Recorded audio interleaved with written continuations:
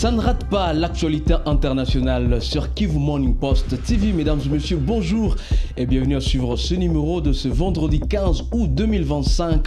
Aujourd'hui, nous allons bien sûr revenir sur la clôture de 2 jours du conclave organisé à Bruxelles en date du 12 et 13 août 2025 par le parti politique Ensemble pour la République de Moïse Katumbi Chapwe. Le cadre de ce parti s'y sont fixés pour objectif de lutter contre la corruption, l'impunité en RDC et de soutenir le dialogue national inclusif sous l'égide de la SANCO et de l'ECC avec toutes les forces politiques et sociales pour amener une paix durable et reconstruire la paix à l'est du pays.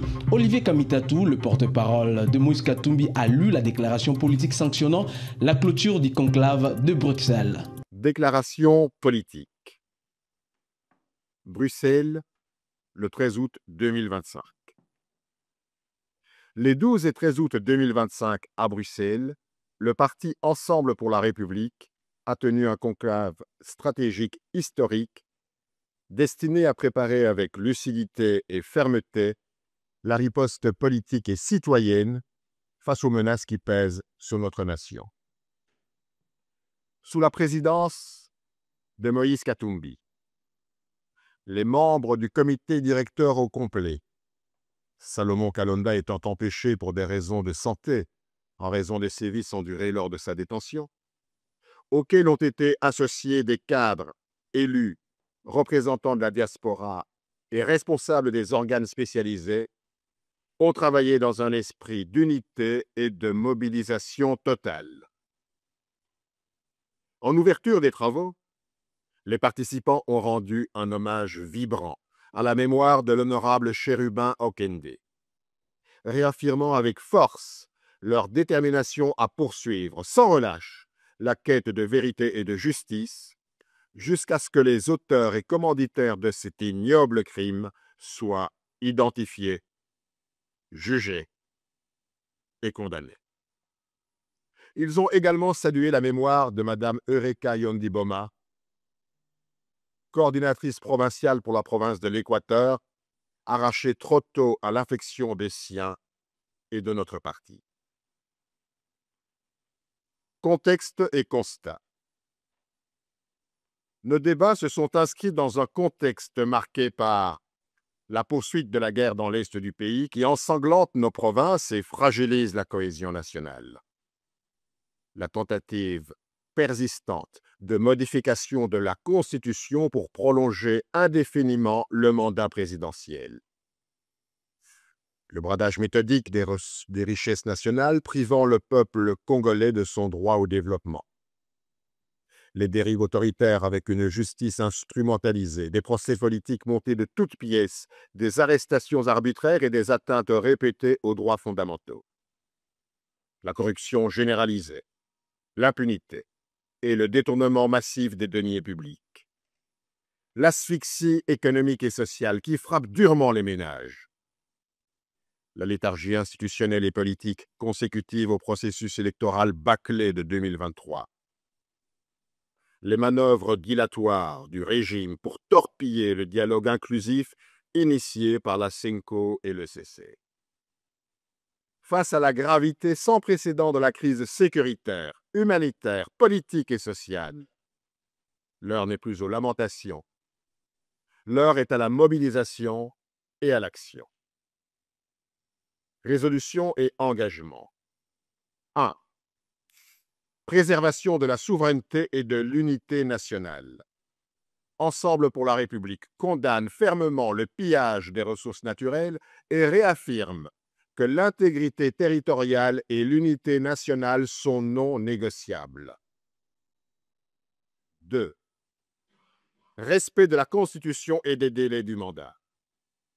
Le respect des délais constitutionnels est une exigence absolue. Aucun arrangement ni manipulation juridique ne saurait justifier un mandat illégal. 3. Légitimité par les urnes.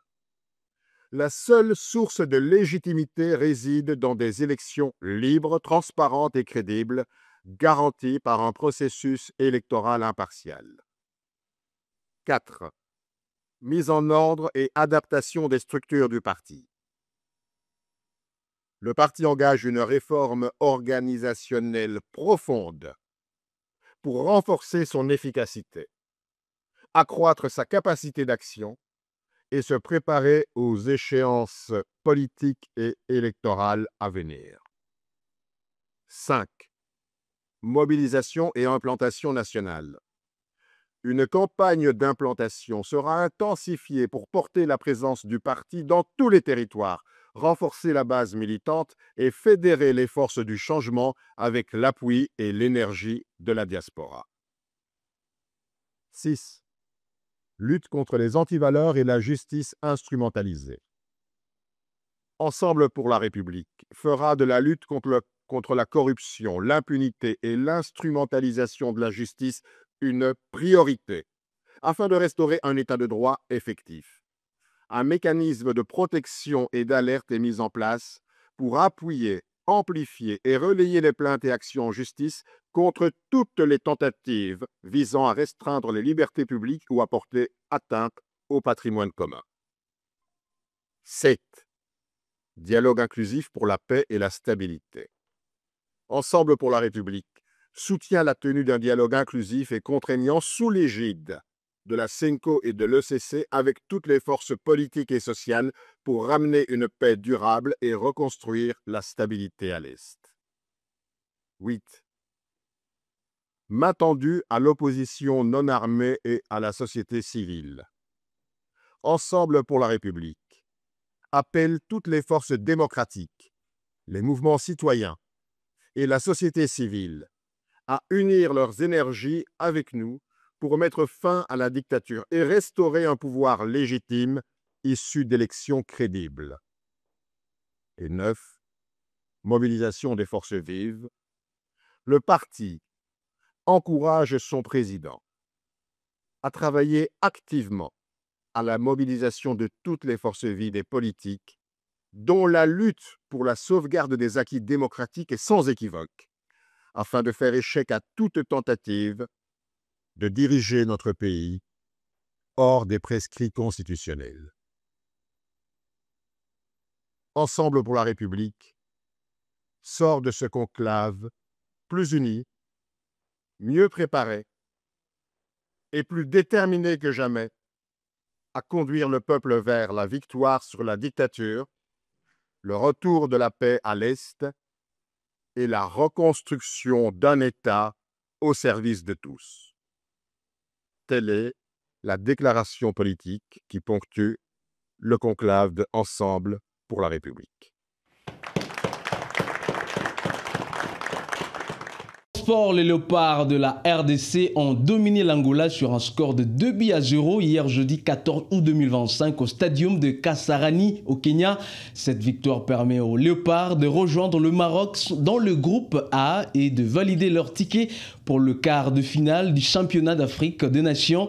Suivons ici les explications avec Dieudonné Morola. Solides en défense et tranchant après la pause, les léopards locaux de la RDC ont dominé l'Angola 2-0 jeudi 14 août 2025 au Kasarani Stadium. Cette victoire leur permet de rejoindre le Maroc en tête du groupe A et de poursuivre la course pour le quart de finale du championnat d'Afrique des Nations. Une entame prudente face à des Angolais entreprenants durant les 25 premières minutes. Dès le coup d'envoi, les Palancas Negras ont imposé un pressing haut, mettant en contribution la défense congolaise. Bridel et Fongué, dernier rempart de Maniema Igno, s'est illustré dès la 12e minute en repoussant une frappe puissante à distance avant de s'interposer 2 minutes plus tard face à Caporal, bien placé à l'entrée de la surface. Les Congolais regroupés en bloc média ont procédé par transition rapide. La meilleure occasion est venue de Djefté Kitambala, dont la frappe enroulée du pied droit à la 32e minute a frôlé le montant à gauche. Un coaching PA et une efficacité retrouvée. Au retour des vestiaires, les léopards ont haussé leur intensité sur un coup franc excentré tiré par AG Bassiala. Kitambala a surgi au point de penalty pour placer une tête imparable. 58e minute, 1-0. Sentant ses joueurs dans ses temps forts, Otis Ngoma a procédé à un double remplacement tactique, lança Josué Kazema et Jonathan Mokonzi. L'impact fut immédiat. Sur corner tiré par Bassiala, Kazema, à la retombée du ballon, a doublé la mise d'un coup de tête précis. 71e minute, 2-0. La dernière demi-heure a été marquée par un repli défensif intelligent et une gestion maîtrisée des temps faibles, empêchant l'Angola de revenir au score. Grâce à ces succès, la RDC rejoint le Maroc en tête du classement, 6 points chacun, différence de but identique. Les chocs prévus dimanche 17 août au Kasarani Stadium s'annoncent comme un véritable match de finale. En éliminant l'Angola et en relançant la course au quart de finale, le Léopard offre également à Harambee Stars du Kenya une qualification inespérée. Présent dans les tribunes, le sélectionneur des Léopards seniors, Sébastien Desabre, n'a rien manqué du spectacle. L'occasion pour lui de repérer des nouveaux talents susceptibles de renforcer l'effectif de l'équipe senior. Reste à savoir si, face au lion de l'Atlas, la griffe des Léopards congolais sera tranchée jusqu'au bout. Merci beaucoup Dieudonné Mouroula. Et la République démocratique du Congo s'apprête à commémorer les 50 ans du combat de boxe entre le célèbre Ali Foreman qui avait été livré le 30 octobre 1974 au stade Tata Raphaël d'Isaïr à l'époque. Il y a peu, le ministre des Sports et Loisirs de la République démocratique du Congo, Didier Boudimbo, a reçu en audience M. Deo Kassongo des entreprises Divo International sur les préparatifs de ce festivité prévu au mois d'octobre 2025 à Kinshasa. C'est en effet sous le haut patronage du président de la République, Félix Tshisekedi Tshilombo, que le plus grand événement mondial de l'histoire du sport moderne va se tenir à Kinshasa, organisé par l'agence Divo International et Business